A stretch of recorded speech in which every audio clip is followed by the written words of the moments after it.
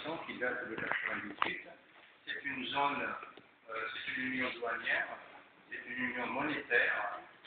Elle a défini un projet d'harmonisation extrêmement ambitieux, pas seulement sur la TVA, mais sur toute la fiscalité du capital. Et donc c'est une zone qui est intéressante à étudier, mais à étudier, pour étudier la coordination, il faut faire la part des choses. C'est-à-dire, quand on parle de coordination et d'harmonisation, en théorie économique, on ne parle pas de la même chose.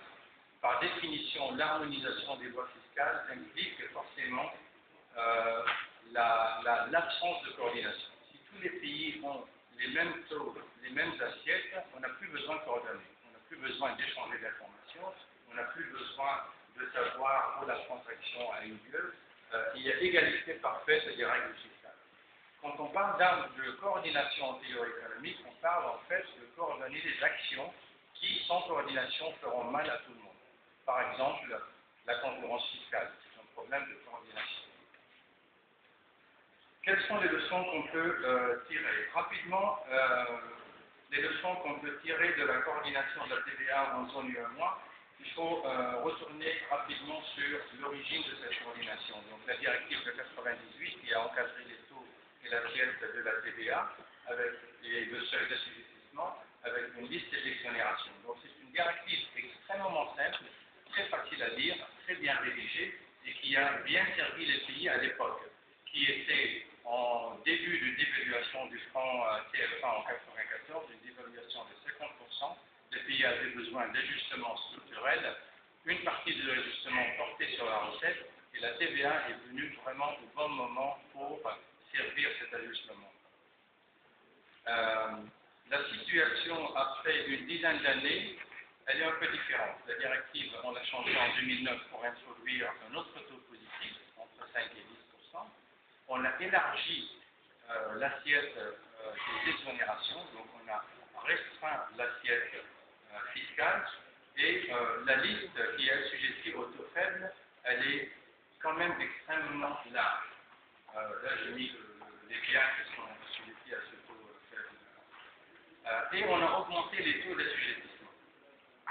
Donc, qu'est-ce que les pays font aujourd'hui avec cette directive-là? La pratique, elle est simple. En général, tous les pays conformes au taux, ils ont utilisé le taux maximum. Tous les pays, à l'exception du Sénégal, je crois, utilisent le taux d'assujettissement minimum, c'est-à-dire qu'on a maximisé le taux, on a minimisé le taux d'assujettissement, mais en fait, les études empiriques montrent que ce n'est pas nécessairement la stratégie optimale pour maximiser la recette. Utiliser le taux maximum avec une assiette restreinte et un seuil d'assujettissement très faible n'est pas nécessairement l'idéal. Mais on parle aussi de problèmes d'application, c'est-à-dire que les définitions des exonérations encadrées dans la directive n'est pas claire et les pays peuvent, à la rigueur, interpréter ces exonérations à leur propre façon. Les leçons apprises, on va les compter selon les objectifs de l'harmonisation. L'harmonisation avait 3 objectifs. Le premier, c'était la mobilisation de la recette. Le second, non-distorsion au marché commun, le UEMOA. Et le troisième, améliorer la compétitivité des économies. Et donc, si on prend ces objectifs-là, l'un après l'autre, qu'est-ce qu'on remarque? Les recettes par rapport au PIB dans ces pays-là, si vous regardez la ligne verte, c'est essentiellement la TVA et les accises. Donc, la ligne verte, à partir de 1995, date de la dévaluation du franc CFA et du début de l'harmonisation. Il est clair que la TVA est de loin la tâche la plus performante dans la région. En fait, certains parlent même de la malédiction de la TVA. C'est-à-dire qu'elle est tellement performante qu'elle a probablement causé la négligence du reste du système fiscal. Entre autres, l'impôt sur le revenu, comme vous le voyez ici, c'est la ligne qui est en bas, qui est pratiquement horizontale, légèrement à la baisse sur la période 80-2010. Donc l'impôt sur le revenu est stagnant dans la région. Le tarif, bien sûr, un phénomène qui est très connu en Afrique, en Amérique latine, ailleurs au monde. Le tarif extérieur, les recettes tarifaires ont baissé énormément, à peu près de 1 tiers. Donc en termes de recettes, en fait, on peut dire que l'harmonisation a peut-être joué un rôle. Mais est-ce qu'elle a joué un rôle parce qu'on a harmonisé ou est-ce qu'elle a joué un rôle parce que les pays avaient un modèle TVA en 1994, durant une période très difficile, qu'ils ont adopté avec, il faut le dire, tous les pays à l'époque étaient sous programme du FMI et il y avait pas mal de pression de la France, de l'Union européenne pour l'ajustement structurel. Donc on ne peut pas dire que c'est vraiment la directive qui a fait la différence, mais on ne peut pas non plus le nier. Donc, ça, c'est les études empiriques qu'il faut faire pour voir un petit peu. Et ce qui confirme un petit peu ça, c'est les différences entre pays. Vous voyez par exemple un pays comme le Sénégal à droite en bas ou le Bénin à droite en haut, la TVA a performé énormément dans ces pays-là, contrairement au Mali et au Burkina Faso, où la performance est nettement inférieure. Donc là encore, c'est la ligne verte qui compte. Vous voyez, au Sénégal par exemple, c'est à partir de 95, c'est pratiquement, on a doublé les recettes de la TVA en moins de 5 ans. C'est vraiment, en termes de mobilisation de recettes, c'est extrêmement rapide. Donc, leçon numéro 1, on ne peut pas nier que l'harmonisation a joué un rôle, donc on ne peut pas le confirmer non plus. C'est probablement, à mon avis, l'existence d'un modèle TVA en 94, en 95, un modèle simple, un modèle qui a pris en compte les capacités administratives des pays, qui a vraiment joué un rôle extrêmement important. La leçon numéro 2, c'est que le marché commun, vraiment, l'harmonisation n'a pas amélioré le marché commun. Le texte aujourd'hui, le tarif extérieur commun existe avec des frontières fiscales. Ça, c'est quelque chose que beaucoup de monde ne font pas attention à ces choses-là, c'est que en nous et moi, on n'a pas encore un marché commun.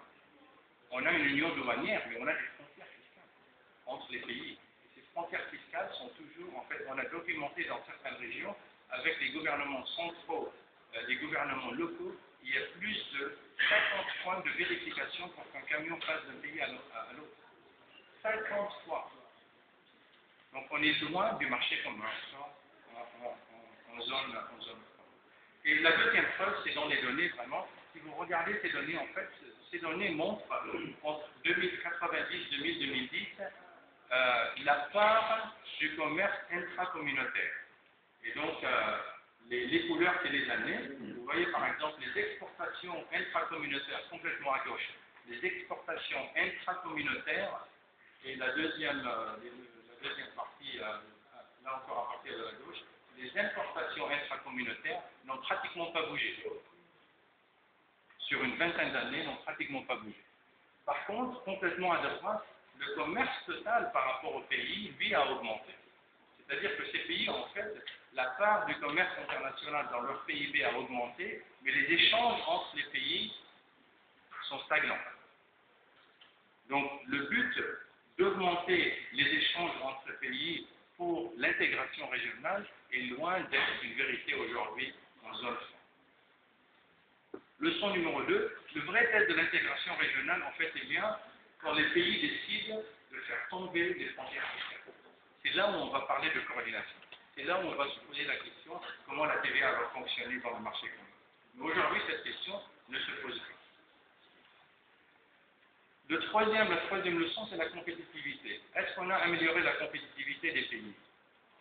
En fait, du point de vue purement fiscal, là encore, c'est loin d'être le cas. On a réduit la compétitivité entre les pays de l'UEMOA, mais qu'on a augmenté la compétitivité de la région.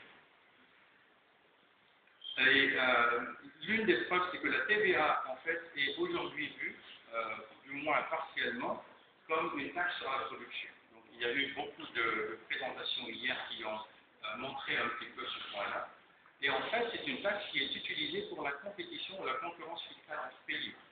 Par exemple, tous les pays de l'UEMOA ont un code d'investissement qui donne des packages deals pour les investisseurs, qui inclut une exonération de TVA sur le capital importé, alors que si la TVA fonctionnait bien, cette exonération ne vaut rien. Si la TVA est vraiment remboursée, l'exonération ne vaut rien. Qui inclut des exonérations temporaires de l'impôt sur les bénéfices. Et un exemple de cette concurrence fiscale, vous le voyez ici, là encore à partir de 1994, de la dévaluation de la France, regardez les recettes de l'impôt sur les bénéfices. On baissait à peu près de 1,5-1,6% du PIB à 1,3%. Et le taux de l'impôt sur les bénéfices a perdu à peu près 10 ans. Donc ça, c'est une seule forme de concurrence fiscale dans ce pays, c'est-à-dire qu'on a baissé énormément les taux, on a en même temps les recettes ont baissé, mais les recettes ont baissé pas seulement à cause d'une baisse des taux, mais à cause aussi des régimes dérogatoires que je viens de mentionner. Donc la question de concurrence fiscale entre pays, que le marché commun est censé en fait annuler, est toujours d'actualité. C'est toujours un sujet très très très important. Donc la leçon 3, si la TVA fonctionne bien, et en supposant que le tarif commun, ce qui est d'ailleurs le cas, le tarif extérieur commun à mois, il est très faible sur les biens d'équipement, il est de 5%, donc très faible. Donc le tarif ne joue plus un rôle très important dans l'augmentation du coût d'investir. Si on suppose que la TVA fonctionne bien et que le tarif est faible, le jeu de la concurrence fiscale, c'est vraiment l'impôt sur le capital, sur les bénéfices. Et ce n'est pas la TVA et le tarif extérieur. Donc l'amélioration de la TVA en fait en zone franc améliorerait ou réduirait la concurrence fiscale en utilisant ces taxes comme une taxe sur la production. Donc voilà un peu ce que je voulais dire sur les leçons. Ça c'est une des leçons en fait une des leçons que nous avons, plutôt des problèmes, pardon, que nous avons longuement abordés hier, mais sur lequel j'ai voulu quand même faire quelques points précis, parce que ce modèle, le modèle de l'UEMOA, qui est d'ailleurs complètement inspiré du modèle de l'Union européenne, est aujourd'hui en discussion très, je dirais, vive, très chaude, dans plusieurs régions de l'Afrique. En Afrique de l'Est, dans la zone CIMAC, bien sûr, qui veut harmoniser davantage la fiscalité du capital. C'est un sujet très courant en Amérique latine, Amérique centrale, où le FMI a fait énormément de travail, mais sur une forme de coordination un peu différente. Et donc, les leçons apprises de cette expérience en UEMOA doivent être considérées par les autres pays, parce que sauter, comme disait hier notre collègue belge, supposer que le modèle d'harmonisation en Afrique qui doit fonctionner, c'est nécessairement le modèle européen, c'est prendre énormément de risques sans avoir les connaissances, sans bien comprendre les conséquences de ces risques.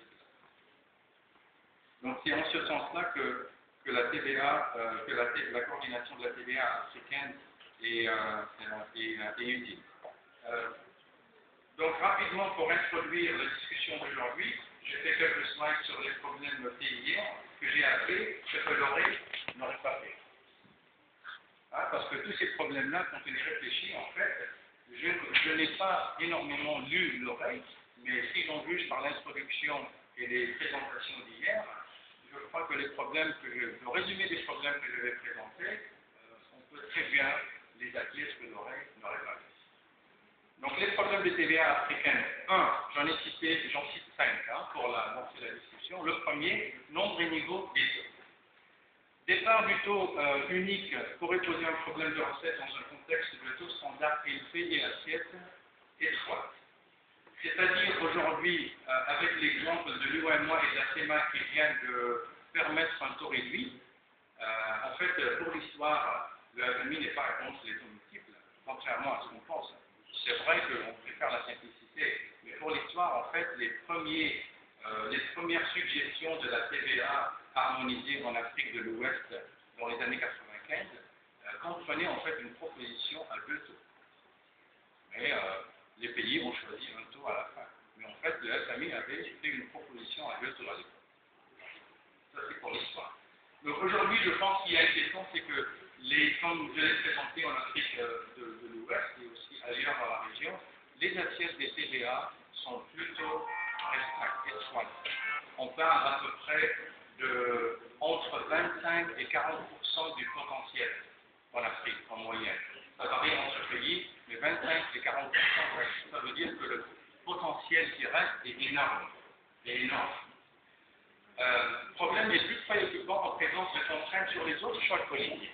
Si on ne peut pas mobiliser la recherche comme il faut avec le TVA, et comme disait M. Martinez hier, l'objectif principal des taxes, c'est de financer les dépenses de l'État. Si on ne peut pas le faire comme il faut avec le TVA, quels sont les autres choix?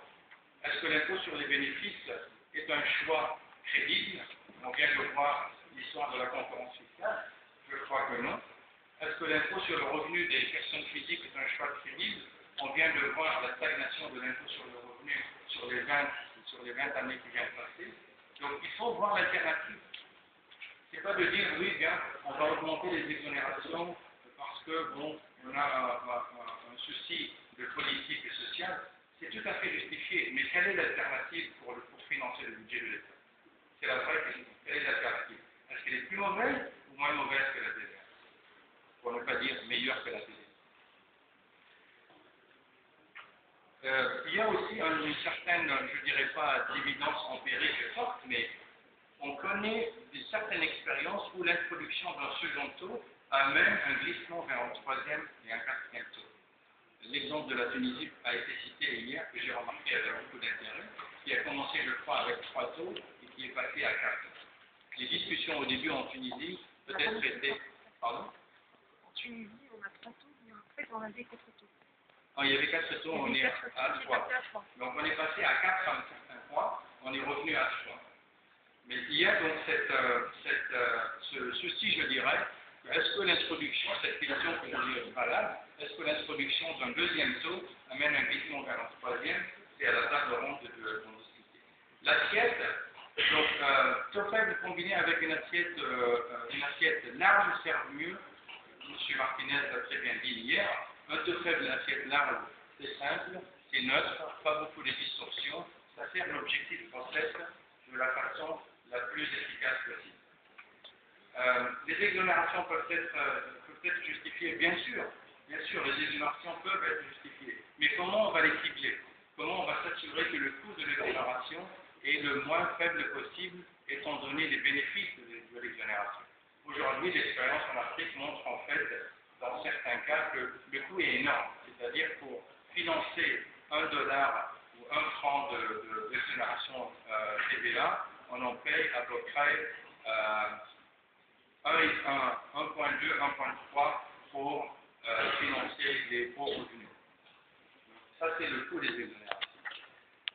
Les rôles des autres leviers budgétaires. La politique sociale, c'est pas seulement une question TVA. Il y a le budget de la défense, il y a les autres taxes. Donc il ne faut pas la regarder d'une façon très restreinte. Il ne faut pas oublier que la TVA existe dans un système fiscal. Ce n'est pas la seule taxe. Elle ne peut pas tout faire. Remboursement des crédits, problème numéro 3. Je ne vais pas en dire trop ici, on en a parlé énormément hier. Je suis sûr que la table ronde aurait énormément d'idées là-dessus. Mais je voulais tout simplement noter peut-être 2 ou 3 choses. Aujourd'hui, le remboursement de ce crédit est contraint par plusieurs facteurs, mais j'en cite 3. Comment on établit les objectifs de recettes? Quelles sont les contraintes sur les administrations fiscales d'accomplir ces objectifs? La rémunération des régies financières, comment elle est faite? Est-ce qu'elle est fonction de la recette brute ou de la recette nette de TVA? Le manque de coordination entre régies financières, surtout douane et DGI. Éliminer les contraintes pour le développement économique, c'est un problème que j'ai cité hier parce que j'ai trouvé la présentation sur les PPP très intéressante. Les Public-Private Partnerships, les partenariats publics-privés. Est-ce que les TVA aujourd'hui africaines sont un handicap au développement de ce secteur extrêmement important au développement économique et à l'amélioration de la défense publique? Parce qu'il ne faut pas oublier que l'idée de ces PPP, c'est de faire une seule chose à un coût plus faible. Ils sont complexes, etc. Oui, mais c'est l'idée principale. C'est que le public rentre en partenariat avec le privé parce que les deux peuvent livrer un résultat meilleur que chacun tout seul. Et finalement, le marché commun, comment assurer la neutralité de la TVA dans un marché commun? Quel est le modèle qu'on va adopter? Est-ce que c'est le modèle européen? Est-ce que c'est un autre modèle? Je n'en sais rien. Donc voilà un petit peu les 5 problèmes que je voulais mentionner pour lancer cette table ronde. Et